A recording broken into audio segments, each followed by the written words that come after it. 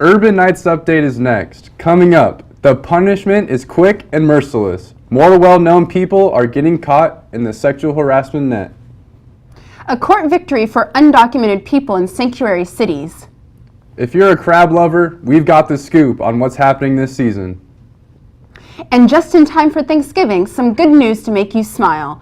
All that and more coming up on Urban Knights Update.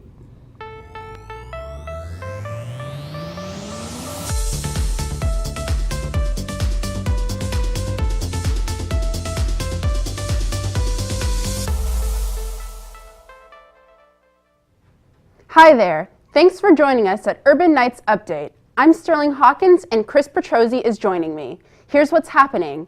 The web of scandal concerning sexual harassment is expanding to new famous people.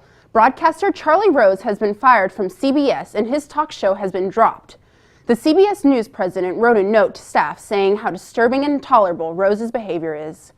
After 26 years of hosting The Charlie Show, PBS dropped Rose, saying there was nothing more important than ensuring safety in a workplace. They have canceled distribution of all his programs. Rose was one of the starring personalities on PBS. Several women are claiming that over the years they have had fended off unwanted sexual advances and that he had exposed himself. John Lasseter, head executive of Pixar, is taking a 6 months paid leave. One account indicates that instead of shaking hands, Lasseter kissed cheeks and gave hugs as a way of introducing himself. However, the length of them continued to get longer, causing many employees to feel disrespected and uncomfortable around him. He has made his announcement through email Tuesday. He stated that he wanted to apologize about any unwanted hugs he gave out during his time at Pixar. California's Democratic leader Nancy Pelosi is calling for a formal investigation into Michigan Representative John Conyers. This is following allegations that he sexually harassed his former female staff. The allegations include Conyers reaching a settlement with a former aide who reportedly was fired when she rejected his sexual advances. Conyers confirmed the settlement today, but insisted he was not at fault in the dispute. President Trump now appears to be defending Alabama U.S. Senate candidate Roy Moore. He is being accused of sexual misconduct with underage girls. The president and that the allegations are from years ago and that people should listen to Moore. Also, not just the women accusing him. President Trump said if the allegations are true, Moore should withdraw from the race. But he also said that if Moore says the allegations aren't true, then they aren't true. Moore is accused of having inappropriate relations with teenage girls while he was in his 30s. A new poll shows that as far as Republicans are concerned, allegations against Roy Moore may not be a deal breaker in his bid for a U.S. Senate seat. According to a survey conducted by Quinnipiac University, 49% of Republicans who responded said Moore should be allowed to serve in the Senate if he wins. Additionally, 63% say that Donald Trump should be allowed to remain president, even if he's proved that he sexually harassed women. 63 to 28% of Republicans said that Trump should not be impeached if he accused of sexual harassment. Being elected into the seat may be all the proof of character Republicans need. President Donald Trump will not be able to take away federal funding for so-called sanctuary cities. Sanctuary cities like San Francisco, New York, and Los Angeles aim to protect undocumented immigrants from deportation. U.S. District Court Judge William Orrick issued a permanent injunction on Monday blocking Trump's executive order. It's the latest case of judge standing in the way of Trump's hardline immigration policies. 59,000 Haitians living and working in the U.S. may be facing deportation after a devastating earthquake in 2010. They have been relocated across the U.S. while Haiti struggles to recover. Until now, they have been under temporary protected status. However, the Department of Homeland Security announced on Monday that their status will be revoked on July 22, 2019. The Trump administration is pushing a new version of his travel ban to put into full effect after being blocked by a district court in Hawaii. This third version looks to implement the travel ban for Chad, Iran, Libya, North Korea, Syria, Venezuela, Somalia, and Yemen. A 3-judge panel on the 9th Circuit U.S. Circuit of Appeals is waiting to hear oral arguments on the case December 6th.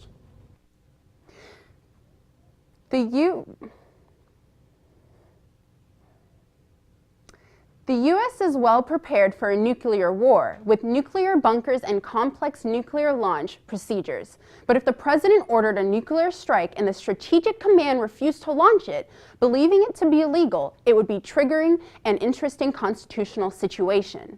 Although the commanding four-star general, as well as others, can negate the attack, the president can still remove the general and other commanding officers. Definitely a situation we hope to never come. Elephants may be getting a reprieve from President Trump. He suggests he will enforce a ban on trophy imports from 2 African nations, despite his administration's earlier approval of the practice. On Sunday, Trump wrote on Twitter, "Big game trophy decision will be announced next week, but will be very hard-pressed to change my mind that this horror show in any way helps conservation of elephants or any other animal." With crab season upon us, local fishermen and businesses are hoping for a successful fishing season. But should there be a concern for domoic acid? I was able to find some answers. Crab season is near in the Bay Area, as local businesses and fishermen are getting ready for this year's haul of Dungeness crab. But many concerns are circulating around this year's catch. A delayed crab season was mandated by the California Department of Fish and Wildlife due to a toxic algae called domoic acid. So, should crab consumers be concerned? Local fisherman Ray Welch gives his opinion on the issue. It's there. They got science proving it. That's what it is. With many signs pointing towards domoic acid possibly being a real issue for crab consumers, San Francisco's Crab Association president Larry Collins agreed to share his current update on the toxicity scare. Oh, there's nothing about domoic acid in District 10. We've been testing clean for a month. So that was a deal that happened when the warm water and the blob and now that's all gone and we're all clean and we're ready to go. With most of the attention on the toxicity of this year's crabs, some positive news is that this year's crab haul is expected to be much bigger than the previous before. With crab season around the corner, local fishermen in SF are getting ready for hopefully their most profitable season of the year. This is how it works. The more crabs fishermen bring in, the less crab consumers have to pay for them. Prices around the wharf for crabs not in season average around $14 per pound, but in-season prices for crab average around $7 per pound. With crab season starting, buyers should expect these price drops just in time for Thanksgiving. In San Francisco, I'm Chris Petrozzi for your Urban Nights Update.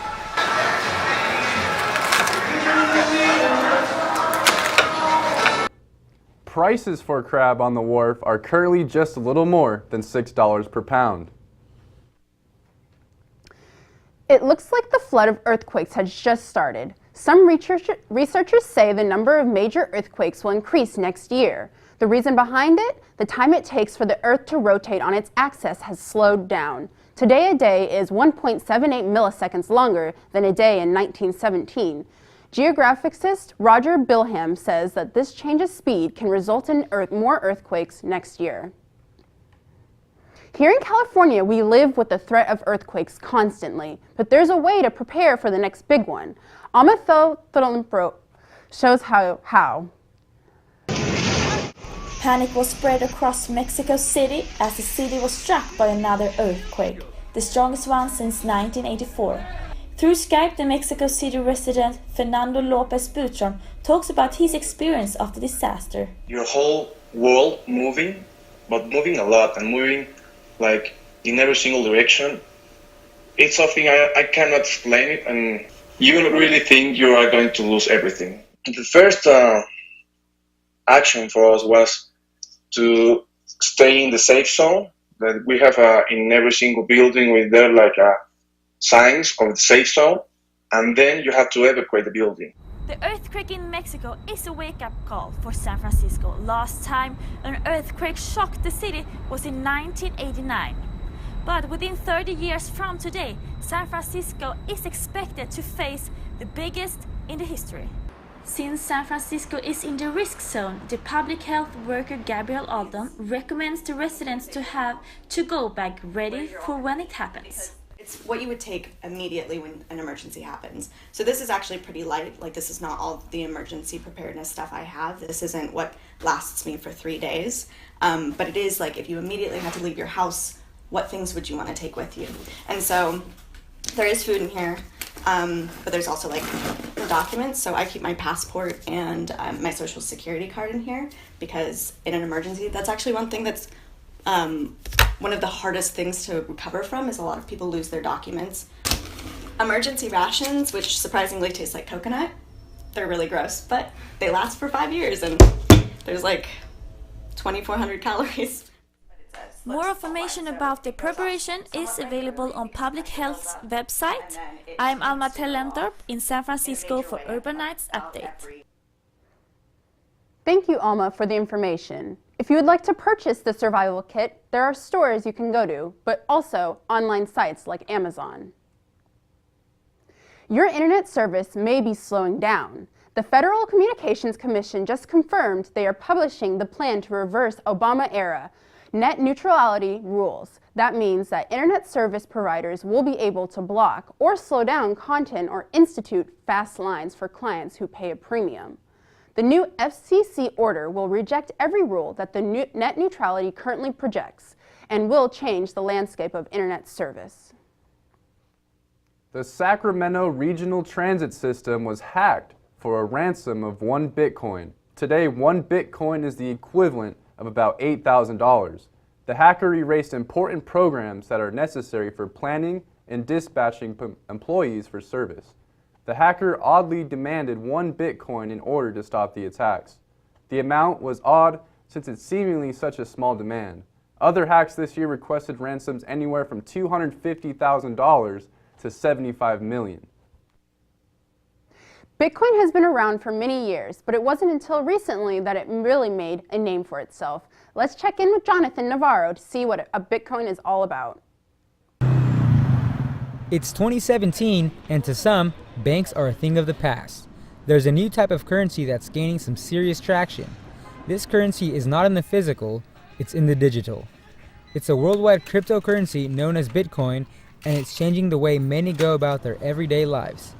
Zach Kaiser, a student in San Francisco, thinks it's a good idea because of the environmental benefits. Well, I think it's a good idea. I mean, it cuts down on having to manufacture the money and everything, you know, like the trees and the paper that it takes to make the money, you know. The cryptocurrency isn't tied to any one country. Since there is no middleman, Bitcoin makes international payments easy.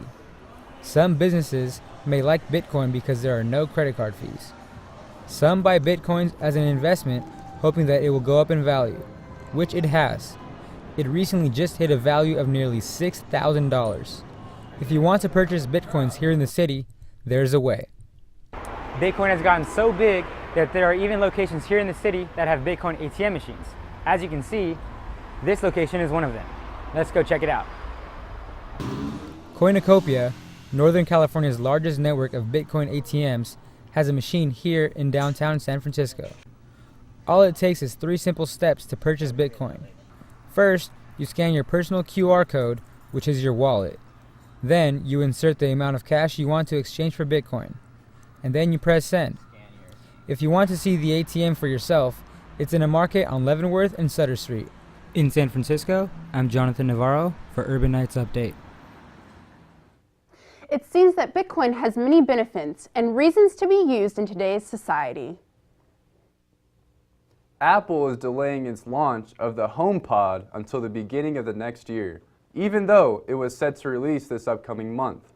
In a recent statement, Apple shares, "It's not ready for our customers yet. There is still more to be done on the development. This was a dicey move given the holidays are approaching. This could easily be a huge profit loss for Apple. Google and Amazon are upping their speaker game to the next models to stay in the race with Apple." Good news for students who have college loans or who are preparing to borrow college loans. The federal government will be reintroducing legislation to provide low-cost or free federal loans. Lawmakers expressed a desire to streamline the entire federal aid system. Lucius Lee joins us with this week's sports news. Hello everyone, welcome to Urban Nights Update Sports News. On the November 14th, the first women's basketball game were played against with the Monterey Bay Otters. For the first three quarters, the players didn't play well. Finally, they found their game in the final quarter. But unfortunately, they were too far behind and lost the game at 69-84. But it doesn't matter. The women's basketball is young and there will be more chance to win. On November 17th and 18th, the men's basketball team played against Northwest Netherlands and Concordia. Not having home court advantage didn't help the Urban Knights in the first game against with Northwest Netherlands.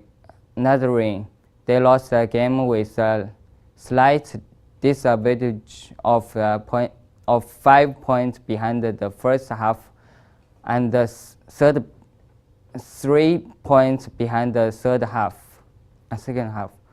After 8 points lead in the first half of the game with Concordia, RTU eventually lost the game 31-78. Next, across the country, congratulate the graduation student Gideon Elliott.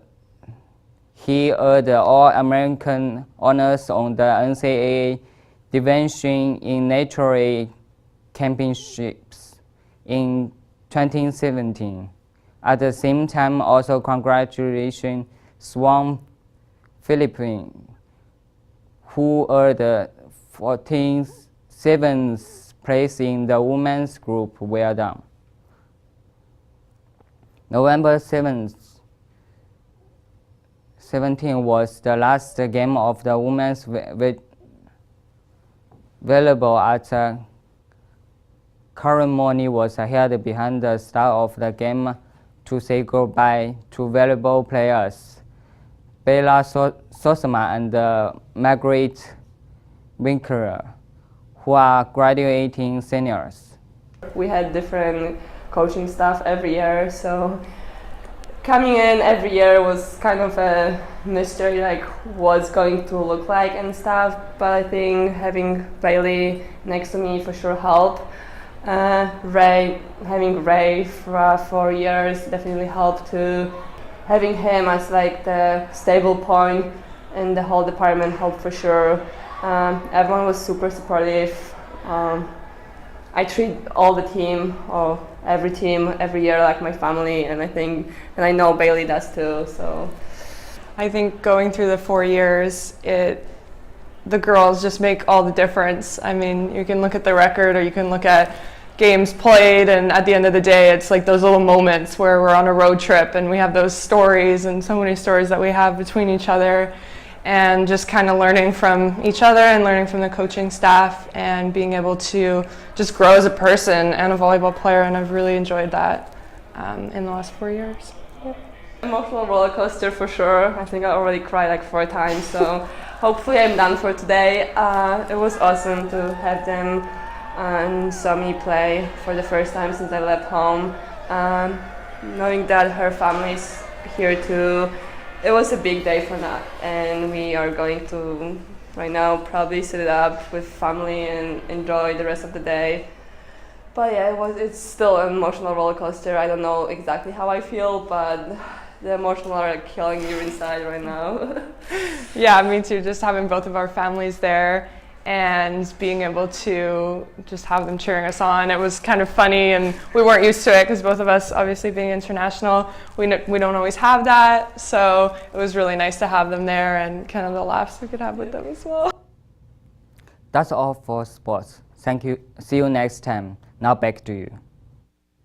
Thank you, Lucius. Now let's go to Putri Tanjun, who invited Gary Cillian to the studio to talk about his passion for illustration. Thank you. Now I'm here with Gary, a senior student at AAU majoring in illustration. Hi Gary, thank you so much for coming. Thank you so much for inviting me. So for the first question, why you want to be an artist at the first place? So the reason why I decided to be an artist was because when I was young, I love drawing since I was young, and I know that's typical for every other artist out there. Yeah. But it's a bit more personal to me because when I was younger, it's kind of hard for me to connect with other kids because I don't really like sports and that kind of stuff. So I actually enjoyed watching cartoons or reading comics more when I was younger, and that's kind of, I feel like I can express myself through that better than anything else. All right, so what's your style of drawings? So my style of drawing currently is I'm heading towards more of children's book. Okay. And even though it didn't really start out that way, when I first came to the academy, I wanted to be a character designer. Yeah. But then after I took a class in character design, Yeah. I realized that I didn't like it. Okay. And so now I'm switching more into children's book. Okay. So after you graduate, is that what you want? You want to make children's book? That was my initial plan. But then now that I've been trying to look for jobs and everything, it's a little bit hard to see myself to do children's book full time. Even though there are a lot of people who does it full time. Yeah. I think my current plan is to find a job in the advertising or web design during the day, and then I would love to find an agent and do children's book during my free time or after I finish my work. Okay, so let's go back. Why do you interested in making children's book? Because you said it's really difficult, right? And the market is not really that big for children's book now. So why you're interested at the first place? I'm not saying the market is not big.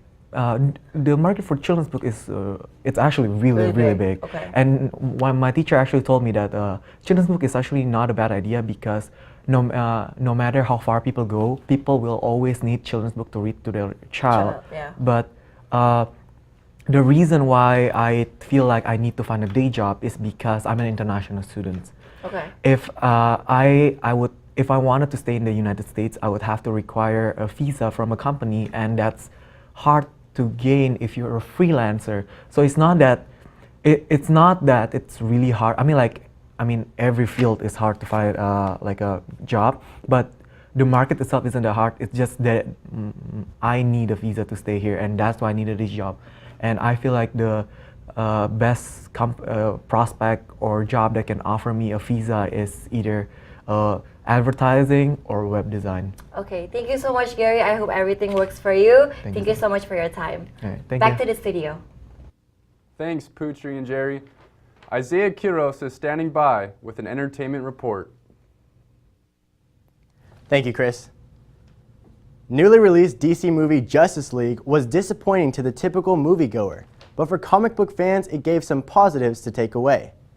The comic book-based movie got a weak 39% rating on Rotten Tomatoes. Critics have been saying that the plotline was very weak and that the villain of the movie was underwhelming, to say the least. What really saved this movie was the overall chemistry of the new characters. Justice League saw the introduction of The Flash, Aquaman, and Cyborg to be set up for their own solo films. Each brought their own personal qualities from the comic book pages to the live screen in a good enough way to make this movie worth watching. Other movies that didn't necessarily shine in theaters were Daddy's Home 2 and A Bad Mom's Christmas. Both movies earned sequels by having very successful first installments, but this time around, the comedy is a bit predictable and just didn't seem to click with the audience. A movie worth getting excited about, however, is The Incredibles 2. That's right. After the talk for 13 years, Pixar released an actual trailer. June 15th, 2000.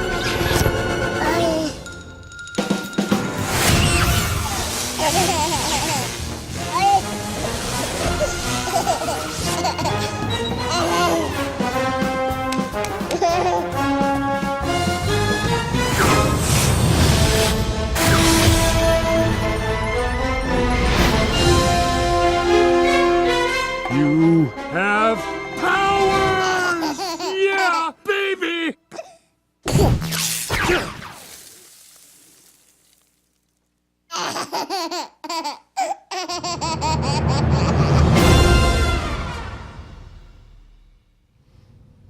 That's right, after speculative talk for 13 years, Pixar released an actual trailer. June 15, 2018, The Incredible Family will be back on the screen for the sequel many people have been waiting a long time for. It looks like it will even continue from the same timeline it ended with all those years ago. This preview gives a little sneak peek into the powers that baby Jack will have in the movie. I think it's safe to say that fans are beyond excited for this one. This season of Project Runway has been of particular interest to us students at Academy of Art especially, as one of our alumni partook in the competition. Brandon Key, an old-fashioned student of Academy of Art University, made it all the way to the final, but fell just short of winning it all. He seemed to be the clear favorite all season as the judges ate up everything he put out. It was definitely shocking to say the least, but congratulations to Brandon on a successful, exciting season. The winner of Project Runway Season 16 was Kentaro Kamiyama. Judges overall were just always impressed with his work ethic, and in the end, he surprised them the most. Saturday Night Live had arguably the best show so far this season this past Saturday. Chance the Rapper hosted and is now being considered the next Justin Timberlake for SNL. He was consistently funny throughout the various sketches highlighted by his clueless sportscaster role and his Family Feud skit. Chance seemed to show his versatility as a music performer, showed great humor and ability to interact well with other comedians to get the best out of them. The real question mark was why Chance was not the musical guest since he was hosting anyways. His explanation was simply that he wasn't there to promote anything. Instead, Eminem was the musical guest and performed his new song, Walk on Water, along with old throwbacks, Stan and Love the Way You Lie. All in all, with Chance as host, SNL had its best show thus far. In San Francisco, there's a certain way to kick off the holiday season, where people gather for fun games and to see the lighting of the Embarcadero buildings. I was able to go see this event and see what the buzz was all about. Every year, the Embarcadero Center, along with Boston Properties, holds a carnival-like event to begin celebrating the holidays. This year was the 31st annual event. What makes this event even better is that it's free thanks to the multiple partners and sponsors that take part in the event as vendors who put on holiday-themed games. In addition to those games, they even set up a train to ride around in the Embarcadero Center. All these carnival games and the annual lighting of the Embarcadero building is a great way to kick off the holiday season. But for Emily Morgan, it's a great time to be with family. Oh, it's kind of crazy and busy. I like the festival feel of it, and as a parent, I like that everything's free, so that's a plus. SF typically is not super duper family friendly. You kind of have to fight for it. So anything that promotes kids and families, we are all about. One of the biggest vendors at the event was Disney on Ice. Along with its great performance, it had many familiar faces available to take pictures with, including Mickey Mouse. Well, being with him, I think the Mickey show is pretty fun, huh, Miles? Do you like the ice skaters? Yeah. Disney on Ice put on a free performance, but used this as a way to promote their show happening around the Bay Area. Although they are a big reason people come to the event, the main focal point of the night is the lighting of the iconic 4 buildings of the Embarcadero building, along with the fireworks to cap off the night. 5, 4, 3, 2, 1, flip it! Yeah! I'm Isaiah Quiroz in San Francisco with your Urban Nights Update.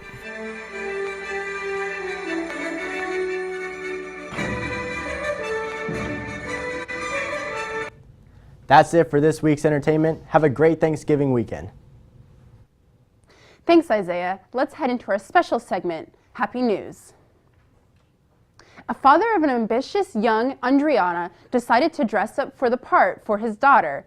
Fan Tran's pregnant wife couldn't participate with her child in ballet practice, and so her husband took up acting and even dressing up in a tutu to make his daughter happy. He states that she was grateful for him and that she loves him a ton. Fan's wife, Rebecca, filmed the adorable duo dancing with each other as a way to commemorate the evening.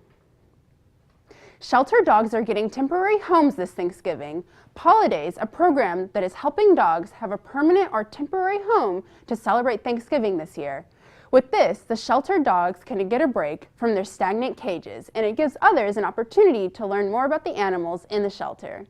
There's even a possibility they love the dog and want to keep him or her longer than just a holiday stay. Walking more than 1,000 miles from New York to Florida is nothing for Conrad Carr. He is trying to give back to the animals impacted by the recent hurricanes. His friend bet him that if you walked this much, he would give him $100,000 to donate to the cause. He took the dare seriously and started walking. He got help from Miley Cyrus and another friend who set up and connected him with the Humane Society. It wasn't planned, but he has now impacted him and others to do something about animals. Giving away turkeys is nothing new to the nonprofit Chinatown Community Development Center in San Francisco. Norman Fong, the executive director, is planning to make this year special by giving away 300 turkeys to families in the first segregated apartments for Asian Americans that were built in 1952. He states that while Chinatown has failed with gentrification, they also are one of the long-lasting survivalists with this kind of community. He is creating more of a community between the people who reside in Chinatown and outside of it. More are coming out and experiencing more of what the city has to offer. Skidmore College volunteered to rake leaves across the city for senior citizens. 64 student athletes were directed by Bailey Hutchins, a third-year student who organized the day for her capstone project. The students have gained tons of positive and encouraging feedback as they cleared out 13 different yards this November. With the spirit of giving, we hope there is more to come during this holiday season and after. Thanksgiving is here and it is time to celebrate. Claretha Lenthorpe went out in the city to ask people what they're thankful for and how they will celebrate. I'm definitely thankful for my weed, the food, and the house that I live in. I'm thankful for my mom, my dad, my whole family, and I'm thankful for the food. This year I'm especially happy for going to academy and meeting new friends. So I have this awesome thing that's already planned with a bunch of family members coming up from LA. We're all just gonna get together around a table. I'm celebrating Thanksgiving by staying at home and hanging out with my aunt and all of her friends that she's bringing, and we're going to eat, drink, and be merry. My cousins usually come from LA and we have a nice family meeting, but this year she's really busy too, and I'm also going to college right now, so we're going to be really chill this Thanksgiving. That's it for this Thanksgiving's week edition of Urban Nights Update. I'm Chris Petrozzi. And I'm Sterling Hawkins. For everyone here, thanks for joining us and have a great Thanksgiving holiday.